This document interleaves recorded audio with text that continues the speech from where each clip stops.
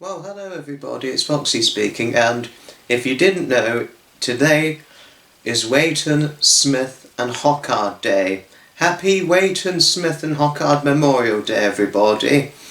Because today, the 29th of March 2021, marks that special day.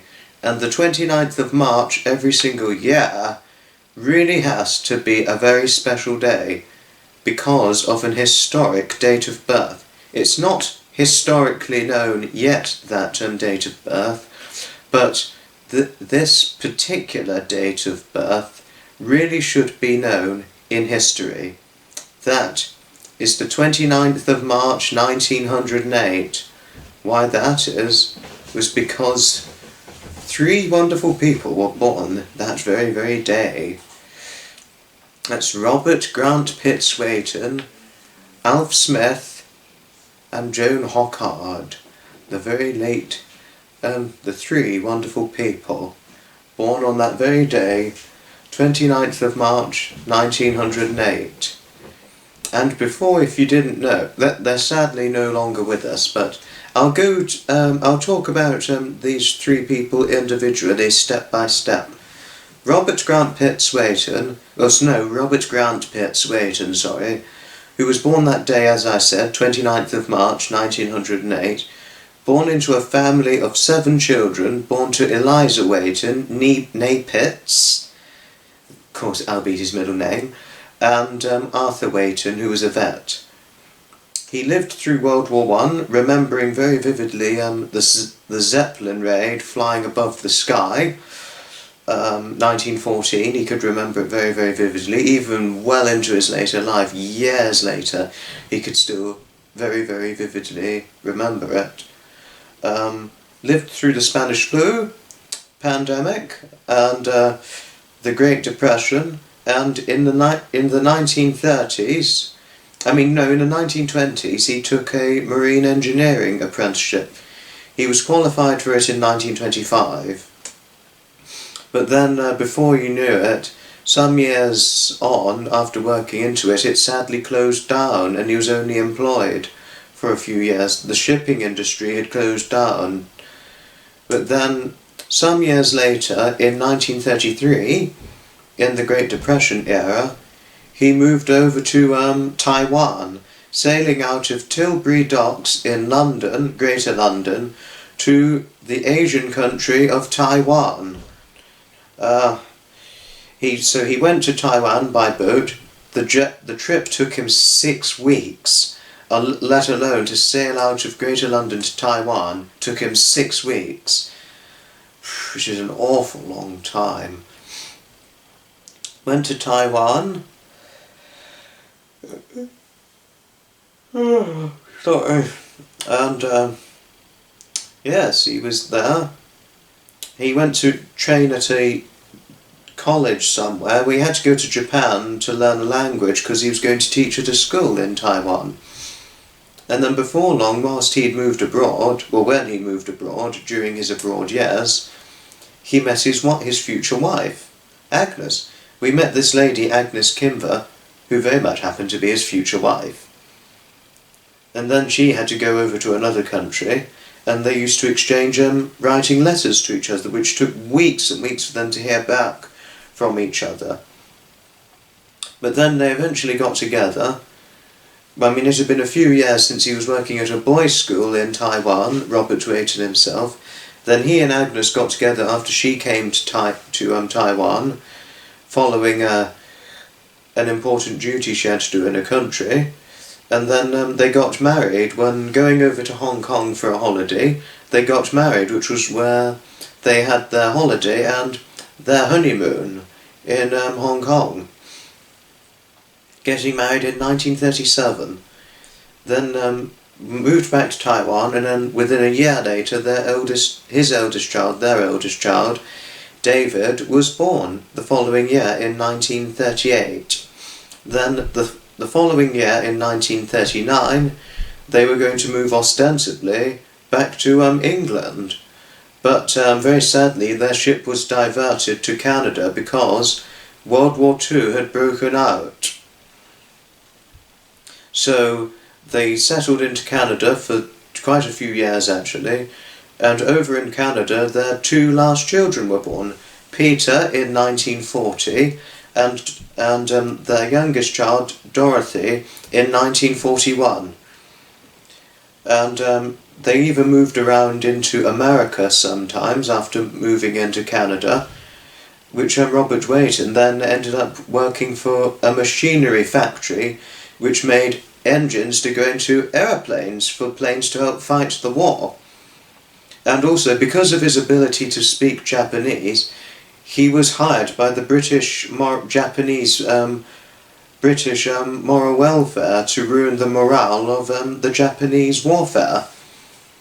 Then, after the war ended in 1945, the following year, in 1946, Robert Weighton and his family could no longer stay in America, so they moved back to England, and there he met his in-laws for the first time ever, and his wife's parents, let alone.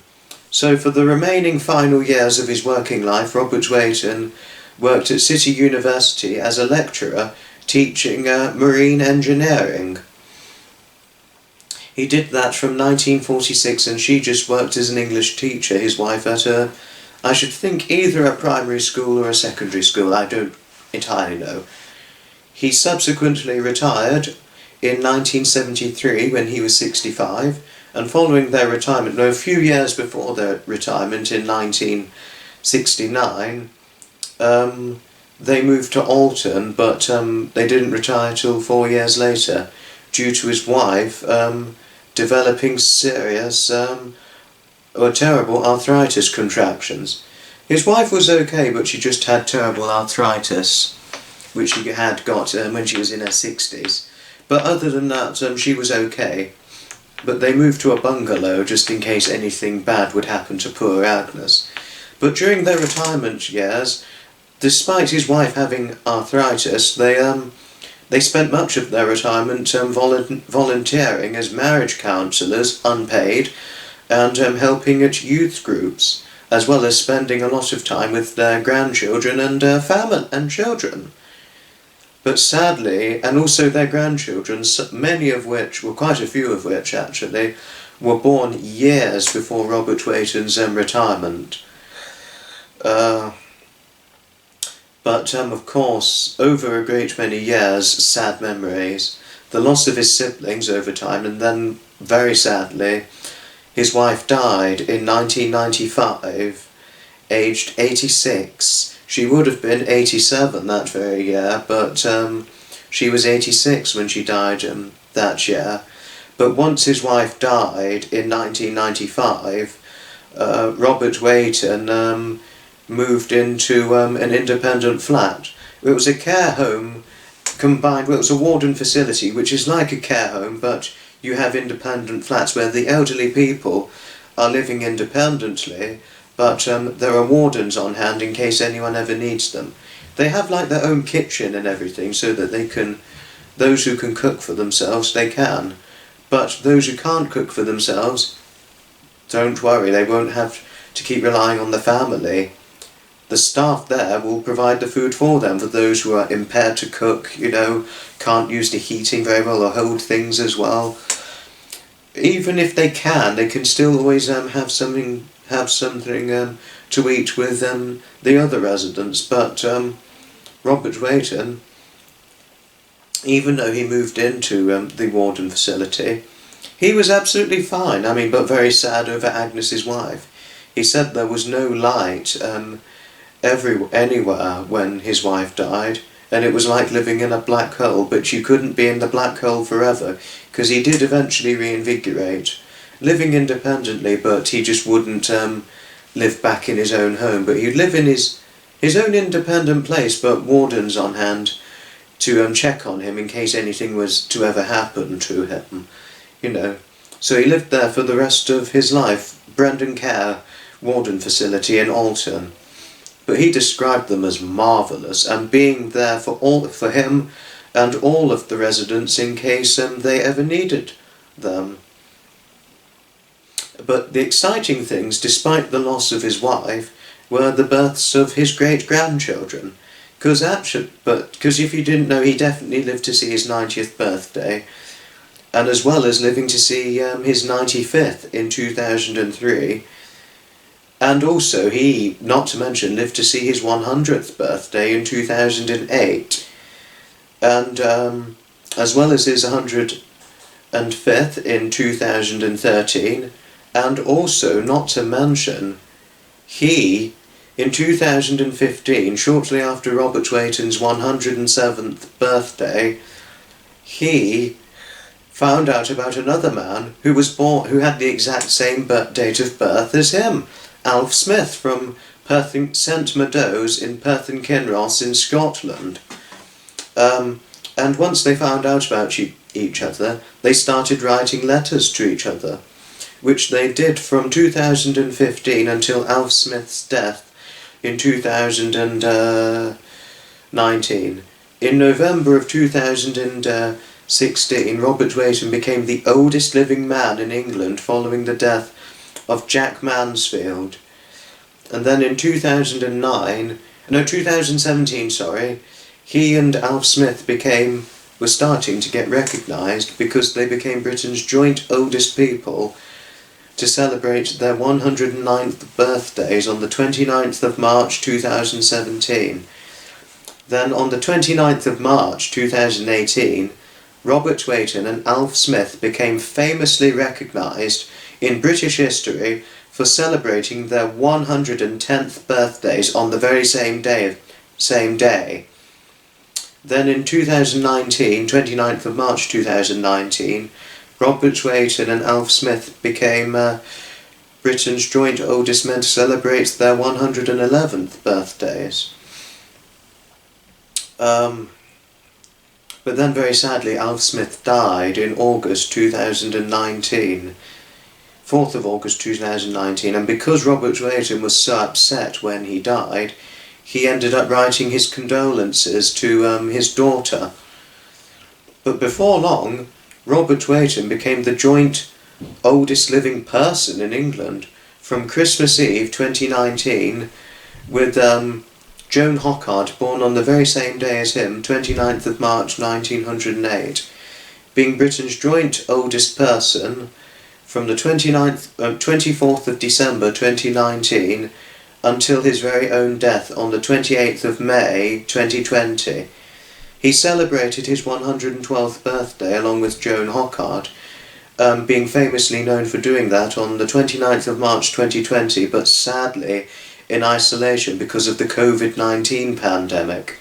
Also, 3 months before Robert Weighton's death, Robert Weighton became the oldest living man in the world, following the death of a Japanese man. And yes, so he celebrated his 112th birthday in isolation, but the day later he got posted a certificate from Guinness World Records one day after his 112th birthday. It was posted to his care home, Brendan Care staff presented it to him on the balcony with him because he was unable to be visited by Guinness World Records due to COVID. And then very sadly Robert Weighton died nearly 2 months after his 112th birthday in isolation, and actually didn't even get to see his family. Well, not a lot of elderly people right now at the moment. No, it was very, very sad. But I mean, he was 112 when he died, so he did very well. So Joan Hockhart became the oldest living person, singular oldest living person being the sole title holder, from the 28th of May 2020. But then very sadly she died on the 24th of October 2020, aged 112 also. So all three of them, Robert Weighton, Alf Smith and Joan Hockhart, are now peacefully up in heaven all together, possibly having a few drinks together up in heaven, all three of them. But may they rest in peace, and they had a wonderful life together. But also Alf Smith had something fairly similarly to Robert Weighton, because when I mentioned Robert Weighton lived in Canada for some years, Alf Smith lived in Canada for 3 years himself, having a farm in Canada with some of his brothers, having 6 horses in Canada, but then three years later, in 1929, because he was 18 when he moved to Canada, he had to move back to Scotland because of his father's death, and they had to look after the farm. But then he got bored, so his brothers decided to take over, and he decided to get into lorry driving for a bit, which he did for some time, but then he didn't do it. But then before long he became Home Guard in World War II, which he did for some years. And then after that, he and his brother George purchased a farm, a family farm, and he did his farming work, and he would not retire until he was 70. He had 2 children, but he and his son did farming work. He did voluntary farming work with his son, who was doing it, farming work as a job, and he wouldn't stop doing voluntary work until he was well into his 80s. And he too was married back in 1937 to a lovely lady, Isabel, but sadly they were married for a very, very long time, but very sadly Isabel died in 2003, aged 97, which is fantastic. And yes, and then so he lived in his own home until 2016, when he had a fall. Until he was 108, he was living fully independently. He moved in with his daughter Irene and spent the latter 3 years living with her until his death, aged 111. And as for Joan Hockhart, she was quite an interesting lady too. Joan Hockhart spent her early life living in Greater London and also in Africa, and as well as spending some time living with her grandmother in Lymington in Hampshire. And also she drove ambulances during World War II, and also was a hotel chef in a hotel in Switzerland. She was eventually married. She married to a lovely gentleman, Gilbert, in 1938, and they were married until Gilbert sadly died in 1981, greatly upsetting Joan, as one could expect. So once Gilbert died in 1981, Joan lived alone until she met this wonderful, wonderful new gentleman, also a widower, who just became a widower, Kenneth Bradford, or Ken Bradford, who's 20 years younger than she was. So then they got together in 1987, and then they were just happily partners together. They were very happily romantic partners together, despite being 20 years apart in age, from 1987 until Joan's death in 2020, which was sad. But these people were amazing for their ages. If you were to see pictures of them, you wouldn't believe what they looked like. I mean, particularly Robert Weighton. When he was 110, I thought he was probably one of the most healthiest looking centenarians I'd ever seen. For 110, I personally thought he looked about 78, 80 in my opinion. You might think differently, but that's just my opinion all the same. He aged a lot when he was 112, shortly before he died, and lost a lot of weight. He aged a bit when he was 111, but looked slightly younger after his birthday. But for 111, on his birthday, turning 111, I thought he looked about 88. You might think differently. But for 111, I thought he looked about, say, 85, something like that. Alf Smith, he looked good too. When he was 110, I thought he looked about 85. He was amazing also. And he credited porridge for his long life, eating Scottish porridge every morning for breakfast. A proper Scot was what he was, or a proud Scot, as one could say. And Joan Hockhart, she credited her life to no diet, and always butter and cream, and never having a diet, and having never seen a doctor in her life for health complaints. Lucky her. She too was quite good for a lady her age. She didn't look as good as Robert Weighton or Alf Smith, but she looked good for her age.